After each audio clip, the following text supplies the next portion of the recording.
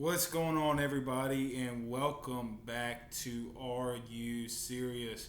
Man, it's been such a long time. It's crazy that a government lockdown, being in quarantine, what it will do to you, huh?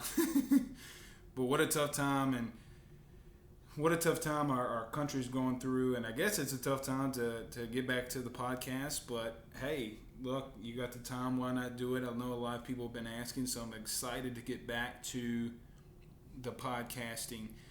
Just to give you a little bit of insight about myself, my name is Blake Ruffino. This is Are You Serious? Don't forget to follow me on Twitter at AYS Sports, YouTube at Are You Serious, and Facebook and the Gram at Are You Serious Sports. So we got a lot to get into today on our day back. Number one, it made me ask the bigger question on coming back. What are the biggest comebacks in sports history? Let's do a top 10. I got a lot of people on Twitter and Facebook who gave some insight into that. I'm going to give them a shout out today on those comebacks. So that's going to be really fun. It took a little bit of time going back through. I watched one of the games that's going to be on this list, so that's going to be fun. And it looks like since we don't have sports for a while, I'm going to look into the upcoming college football season, what that really entails, and how I see things going on right now, not just in all of college football. We're going to kind of more focus on the SEC and LSU. And today we're going to do Are You Serious? Moment of the day. That's going to be a little fun and a little bit of fun and a little funny. So you're going to want to stay tuned for that. So as I mentioned in the beginning, I wanted to talk about the top 10 comebacks in sports history. Now, I got a lot of people, like I mentioned, that hit me up on social media, and these are in no specific order. Okay, no specific order. So when you hear me say 1 through 10, I'm not classifying these. I'm not saying that this is the best. This is just in random order. It has some LSU, it has some Saints, it has some just all-around sports stuff. It has some Boston Red Sox. Yes, Stephen Miller. Yes, CC. It's got some Boston Red Sox. Why I have to put it in there, I have no idea. But I did. Just for you guys. So I hope you love that. So number 1, 2006. Saints versus Falcons. They're back. The Dome was rocking. Steve Gleason's block in the Dome after Katrina, and what everyone had been through. And I guess we kind of feel like that right now. Most of the people were out of work, out of school for about a month. Kind of feels the same that we still had sports nationwide. This wasn't a worldwide epidemic, but we kind of knew what it felt like. Coming back from that game was a big deal. And a lot of people, especially national media, always classify that game as it being a New Orleans comeback. No, that was a state comeback. I remember being in Franklinton, Louisiana, and we got hit really hard. And I remember we were out of electricity, I think maybe 2 months.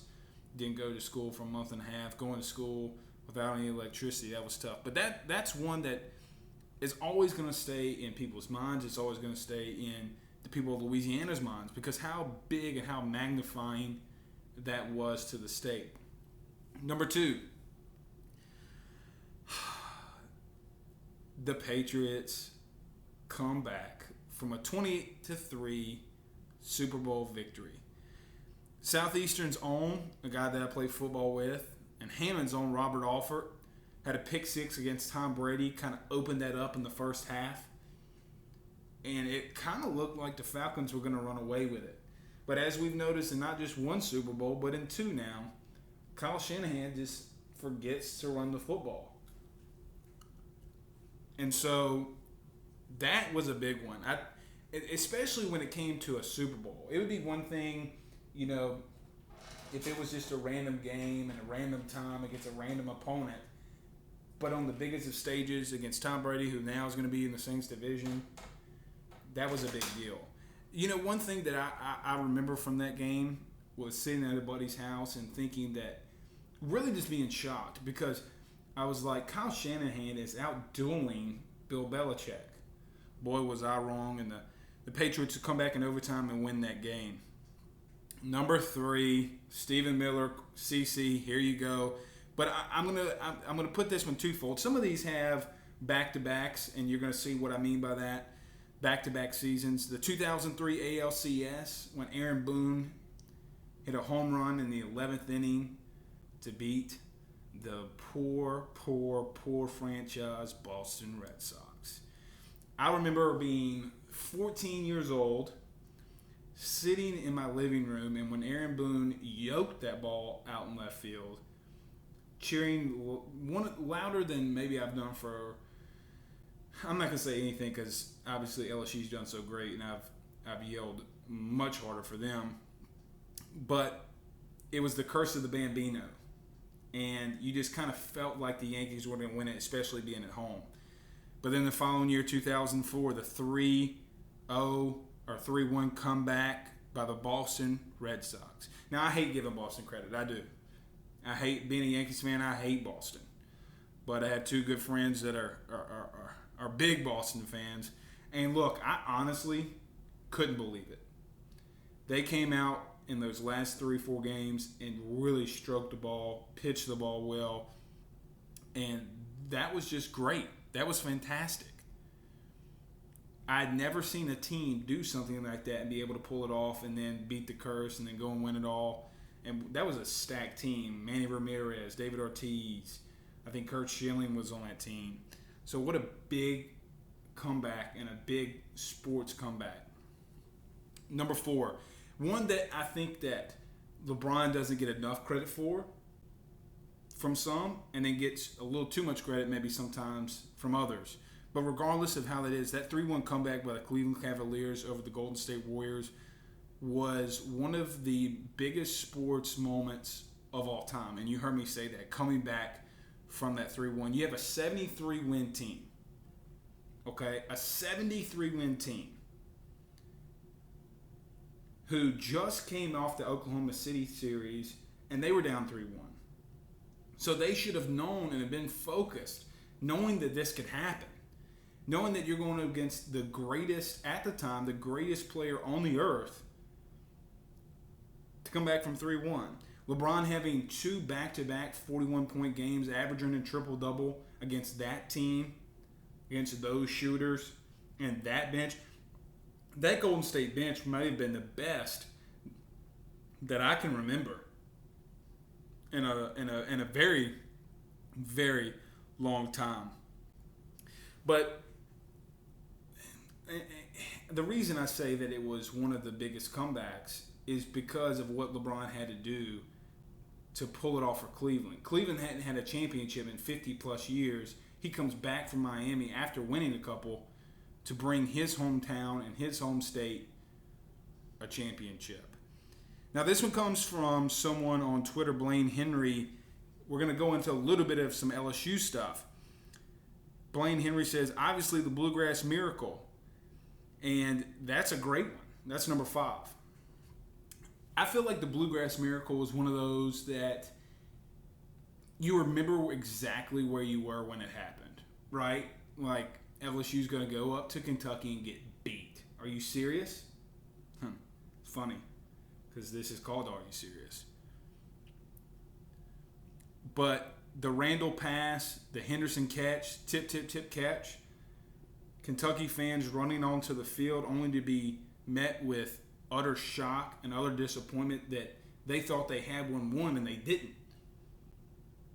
And that will go down as one of the biggest LSU moments in LSU history, if not the biggest moment other outside of national championships, obviously. And Blaine also brought one that obviously will live in LSU baseball memories.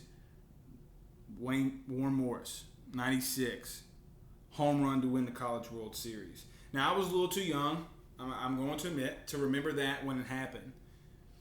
But I go on YouTube and I see the magnitude, a guy who hadn't hit one, then he hits one out in the biggest of stages. Sound familiar?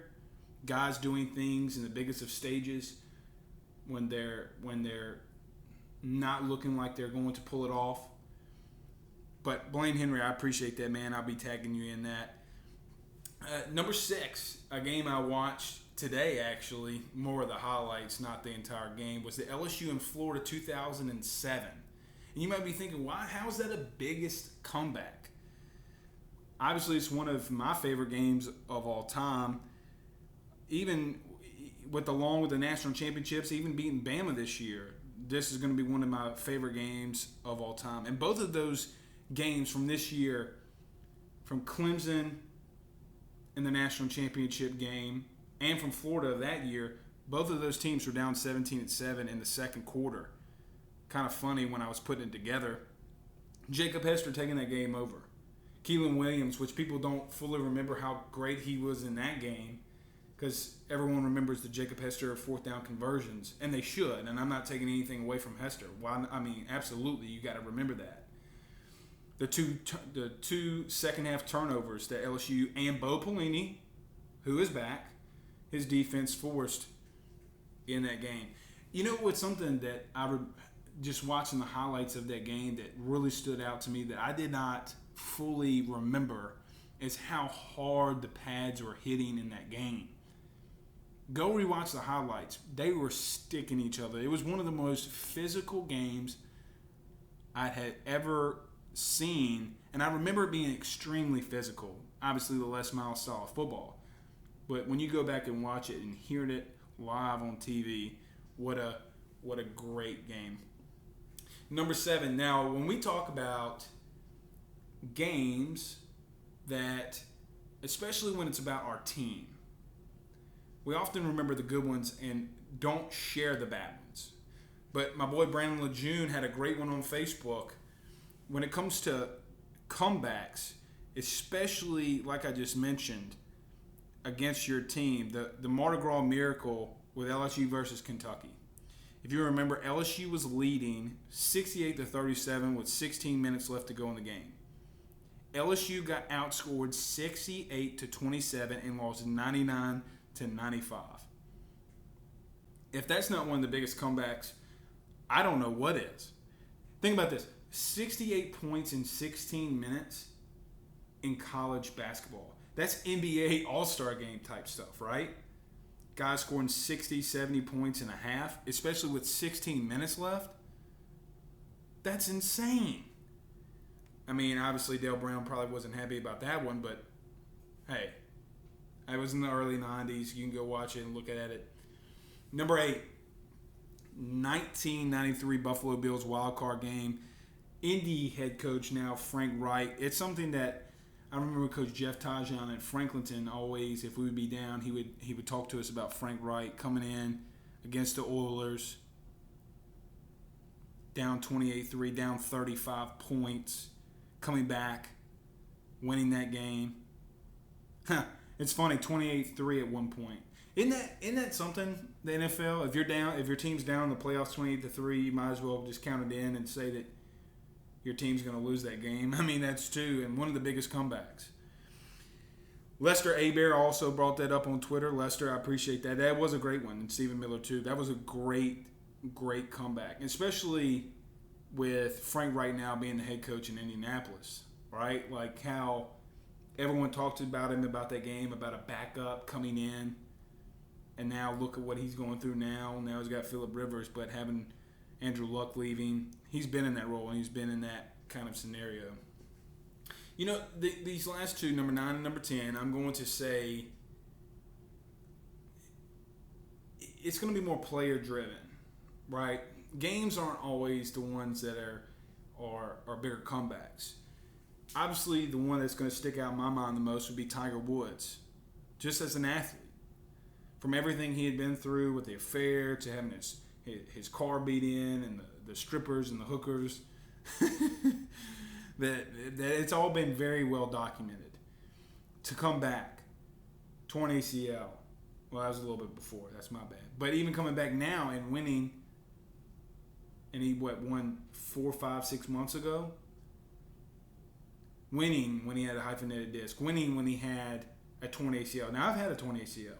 And to think that guy was doing that during or while having a torn ACL is unbelievable. I remember when I tore mine, I could barely move my leg. To think that this guy played golf and the torque that he had to use on that knee to win it says a whole hell of a lot. Number 10, and we're going to wrap it up here with the greatest comebacks, but LeBron James. And you're thinking, well, you just talked about LeBron James. But I'm talking about when he left for Miami the first time and he played left for Miami after he left the first time. But that whole year he played the villain. Everyone had written him off. Oh, he lost to Dallas. But then LeBron came back and played and was himself. And I think it's something to say that when you're the face of a franchise, what was he, 24, 25 years old at that point? And we're talking about LeBron James doing stupid stuff with the commercials and playing the villain. He was 25. You didn't do anything stupid when you were younger? Come on. But that wraps up the top 10 since I've come back to the podcast, the 10 sporting events or players that have made big comebacks. I appreciate everyone who chimed in with me there as well. Tell me what you think. If there's one that I missed out, definitely let me know. But those were just 10.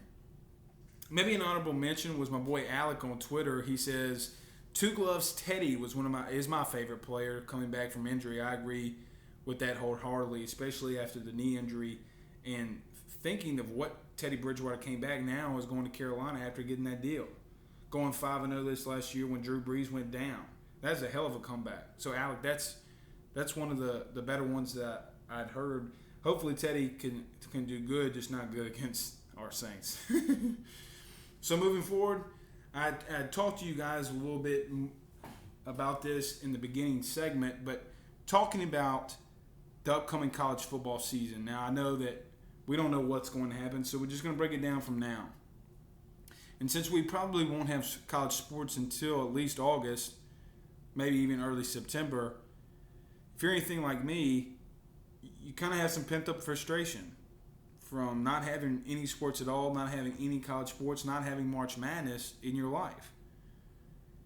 So at least we're here to talk about it and look forward to something that we hope surely does happen. You know, a question that I have in talking about the upcoming football season, and I really want to know you guys' answer, but maybe, hopefully, everyone feels like me. Do you feel like that this college football season is going to be the most intense season maybe ever? Maybe in recent memory. And the reason I asked that is because of this. Because we just talked about, you don't have sports. And then college sports is going to be one of the first things that you see. Maybe the NBA comes back. We don't know that yet. But when you sit here, and I'm sure the Major League Baseball will come back, but let's just say, and hypothetically they don't, wouldn't it be just fans wanting to see sports, the anticipation for it, everyone ready and pimped up, that pinned up frustration, ready to go? Even not just from the fans, but from the players. Not being at school, not seeing your teammates. That's definitely going to, at least for me, something that I look forward to. And I'm more ready for football or just sports in general than I've been in March, maybe ever. So that's just something to think about. I'd really like to hear you guys and what you think about that. Now, for some of you that follow me, I had mentioned this on the Bill King Show. The spring game is not that big of a deal. All right, it's not. They're not going to show you what they have, really anything that they didn't show you from the season before. Maybe a little wrinkle so that teams can watch it on film and say, hey, they did this, and then maybe never run it again in the fall. But the practices are a big deal. Now, I just talked about this with Jordy Holberg on his radio show. The offensive line for LSU, for example, is a big deal of why spring practices mean so much. 4 out of the 6 guys that played the most aren't there. And talking about a cohesive unit of the offensive line, you need these practices, especially for these younger guys. Now, I've mentioned that I think that these guys up front are going to be more talented, and they are. But one thing's for sure is they're not going to have the experience, and these practices mean a big deal. Now, I really hope that the NCAA allows these kids to have some time in July to have some contact with coaches, to be able to do some work, maybe go through some walkthroughs, especially even not just so much LSU, having new coaches like Scott Linehan and Bo Pelini. But these new programs that have new head coaches, thinking of Missouri, for an example. Think of Ole Miss, think of Mississippi State, Mike Leach, Lane Kiffin. It would really stink if these guys don't have some type of connection before August and they couldn't get any install in. It's going to be really, it feels like it's going to be very sloppy play if they don't let these guys do some stuff in July, right?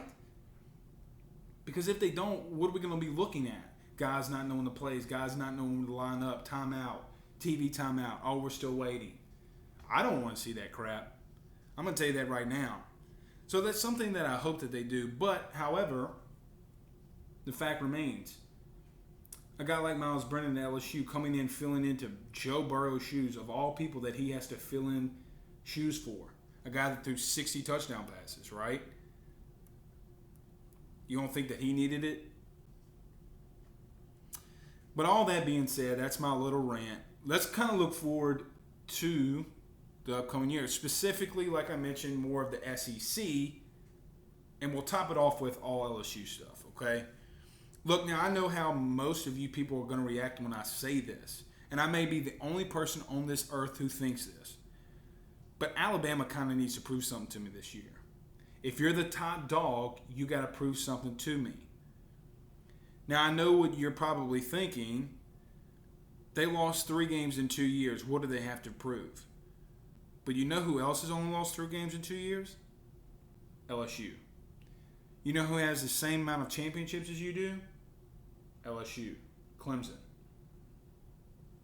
So the question remains with a guy like Mac Jones and Bryce Young coming in, the true freshman, number 1 recruit in the nation. What do they look like? Now that they're out of spring, what do they look like? New receivers, new offensive linemen. You're going to sit here and tell me that Alabama's the top dog in the SEC West. How is that? Their 2 pass rushers are leaving, the best pass rushers they have are leaving from the NFL. 3 guys in the defensive backfield are leaving for the NFL. And you want to sit here and tell me that Alabama is the, lo and behold, big dog in the SEC West. No, that title is being held from LSU for right now. Now, when we play on the field, and let's say Alabama for some reason does beat LSU, okay then. But right now you can't tell me that. They have just as many questions as LSU does. And are we really putting all of our chips on those 2 guys? Meaning Mac Jones and Bryce Young? Now they obviously have something that other programs don't, and probably the best coach of all time, and Nick Saban. But Nick Saban's not going out there and running plays. Nick Saban's not quarterbacking this team. But like I said, I might be the only person on planet Earth that has that thought. So forgive me if you're thinking that I'm a lunatic. I might be. I probably am. But in the SEC West, Alabama's not the top dog right now. Can they be? Will they be? Maybe. Really, really good chance. Look who they are. Look at the guys that they recruit. Very good chance. Now, focusing on the SEC West, there's a lot, and the SEC East really, there's a lot of teams that are rebuilding and really just aren't good and either haven't been good for a long time or just not playing good at all. And we know who they are. Arkansas, Ole Miss, Mississippi State, Vandy, Kentucky, Tennessee.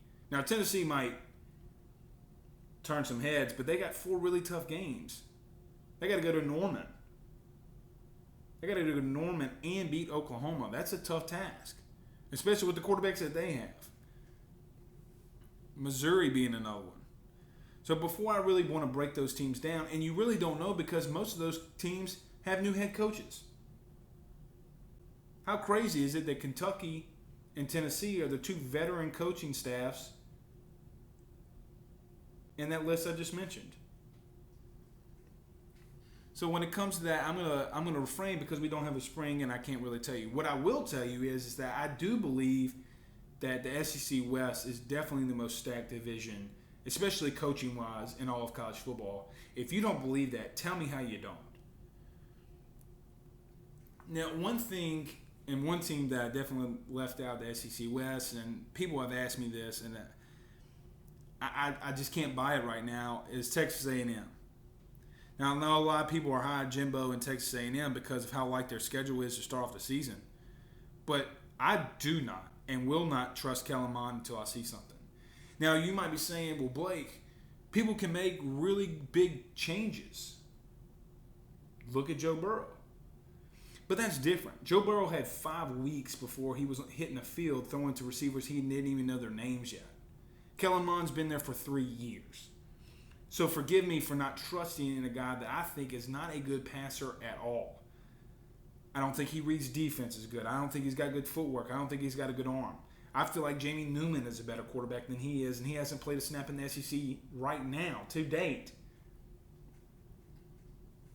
So when Texas A&M gets to LSU, when they get to Bama, when they even get to Auburn, can they win those games with a Kellen Mond-led offense? I don't know. I really am not buying any stock right now on March the 24th on Texas A&M and Kellen Mond. So that's my thought right now on A&M. Now, when we look to the East, I know a lot of people have talked about Florida, and a lot of people have talked about Florida taking over from Georgia. Man, that's tough. Georgia will likely have the best defense, not just in the SEC, but in the entire country. Their problem is obviously going to be the lack of experience and the guys that they have on offense. Jamie Newman coming in is a big deal. He is really, really good and really talented. Let's not act like he's not. But of the offensive weapons outside of George Pickens, they don't have a lot of guys that have that big-time experience. Now, when it comes to the skill guys, it's tough because you look at a guy like Clyde Edwards-Helaire. How many rushing attempts did he have in the first 2 years before this year? And look how great he did. Look at the catches that Jamar Chase had before last year, and he's the Biletnikoff winner. So I don't really want to sit here and say that it can't happen, especially with the recruiting classes that they've had. They can definitely, with a good quarterback like Jamie Newman, do really well. So until Florida with Kyle Trask and Dan Mullen are able to beat them on the field, I cannot say that Florida's going to be coming out of the SEC East. Now, what could happen? UGA and Alabama have to play early in the season. If a Mac Jones or a young Bryce Young is not experienced enough to go against that defense, which, again, let's not act like this Georgia defense is not going to be damn good, because they're going to be damn good. I don't even know if Bama can beat Georgia early in that season. But hypothetically, if they did, that would give Florida much more confidence going into that game to know that if they win, they're going to the SEC championship game, hypothetically. So, until I see it on the field, I'm not going to count on Florida taking over that spot in the SEC East. Now, the time that we've all been waiting for, we're going to focus a little bit on LSU. In reference to LSU, I broke this down a little bit before, and we're going to focus a lot more on LSU in the upcoming podcast and upcoming days. But I think it's fair to say that this spring really does hurt them. As we talked about with Miles Brennan, when we talked about with the offensive line, that's tough. You need the timing. You need the experience. But here's something that I do think. And Coach O even mentioned it. I think that this defense is going to be a lot better under Bo Pelini than they were last year. They're going to attack. They're going to come after you. How many times has Ed Orgeron mentioned T.K. McClendon's name coming off the edge? B.J. Ojulari as a freshman looking great. And I know it's only 2 or 3 spring practices, but still, that is something. Coach O's not going to tell you something. He is not one of those coaches that sits back and tells you something that's just not accurate. He's going to tell you what's going on. He's going to tell you what's on his mind. So when it comes to the defense, LSU has the athletes, hey, man up on the outside. Man up. Let's get after 4 and base install if these guys are not able to get on the field before August. The entire questions of this entire 2020 season is going to be Miles Brennan, and it's going to be this offensive line. I'm really interested to see what John Emery will do coming into the season. Hey, you're a 5-star and you need LASIK eye surgery. Now what are you going to do? Think about that. A guy has to have surgery. Couldn't see out of his left eye. Became a 5-star recruit. Now he can see. Now what's going to happen? Something to watch out for. Now LSU does have to replace a lot of guys, a lot of key guys. But like I mentioned, when you have an experienced coach like Bo Pelini who's been through this a lot, you think he doesn't know? Now, no one's been through this. No one coaching in America has been through an epidemic like this. Now, this is new territory for anyone. But I feel like when they install Bo Pelini, having that experience is a lot better than not having it. Just my opinion. My biggest concern outside of the offense will be the timing and rhythm with Jamar Chase, with Terrace Marshall, who gets in that third spot. I've mentioned this a lot, and I know you guys have listened to the radio shows I've been on. I really like Trey Palmer and Racey McMath. I feel like they're switch out of that third receiver role. But it just really stinks that the spring's not here, so one of those guys could have blossomed and pushed forward. Now, when I mentioned earlier that this offensive line was going to be a lot more talented than last year, it doesn't mean that they're going to be better. Experience will trump talent at some points. Now, I've heard a lot of these local radio guys, I'm not going to call them out, who even talked 2 years ago about Lloyd Cushenberry being trash. Lloyd Cushenberry was not trash. He's going to be the first center, if not the first interior offensive lineman off the board. So spare me this Dare Rosenthal missing spring. Everyone's missing spring now. So is it really that big of a deal? You have Dare Rosenthal. You have Ed Ingram. Chasen Hines, possibly Joseph Evans. You have Cardell Thomas, Anthony Bradford, and Austin Deculus. Tell me that those dudes aren't studs. Tell me that those dudes cannot wreak havoc. Think about Cardell Thomas. Don't believe me? Go look at what he did when he was at recruiting venues and recruiting classes, or whatever you call those, recruiting camps, and how he was dominating 5-star guys. Now, the question will be, how does he come off of that really, really bad ankle injury? That remains to be seen. But Anthony Bradford is no push around. That is for sure. So that's just a very, very quick an overview of what I think of the SEC moving forward. Now, we're going to break this down, take it team by team since we have some time. But tell me, like I mentioned earlier, tell me what you think, and we can definitely talk about that, mention it on the podcast, and go from there. Now, to wrap this all up, I'm going to do, like I mentioned earlier, the Are You Serious moment of the day. Now, I know that some of you have already seen it. Tua Tagovailoa posted a video of him working out. Looked damn good. Did he not? Looked damn good in that workout. Now you're saying, oh, it's only one video. Well, that video did show me a lot. Now, I saw a lot of people, Facebook, Twitter, Instagram, say that they would not take Tua with a top 5 pick. Dude, are you serious, bro? I understand the injuries. I understand what he went through. But I just feel like he's worth the risk. That bazooka's not hurt. That left arm is not hurting. That bazooka is still attached to his left arm. And until that day comes, I would take it. Now, am I going to sit here and say that the injuries don't worry me? Of course they worry me. But what I've seen on the field from Tua has been much better than the bad things or those injuries, especially with the technology that we have now. Here is the biggest concern that I have about Tua. Outside of his freshman year coming in for Jalen Hurts and winning the national title, what has he really accomplished other than an SEC championship as a starter? He got to another one, I'll give you that. But then Clemson mauled him in that national championship game. Couldn't do anything right.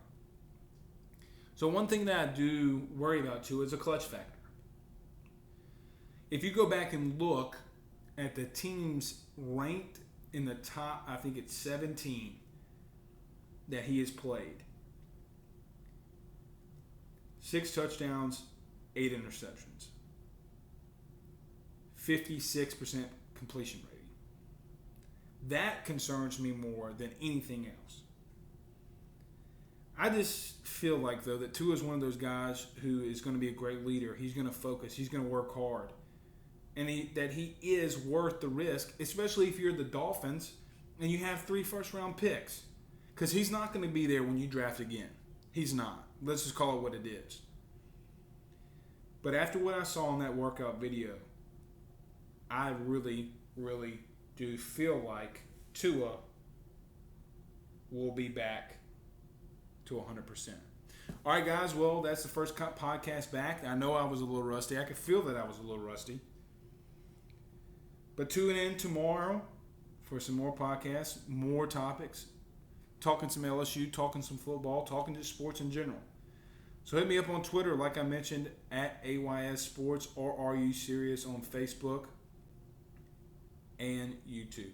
We'll talk to you guys tomorrow. This is Blake Ruffino. This is Are You Serious?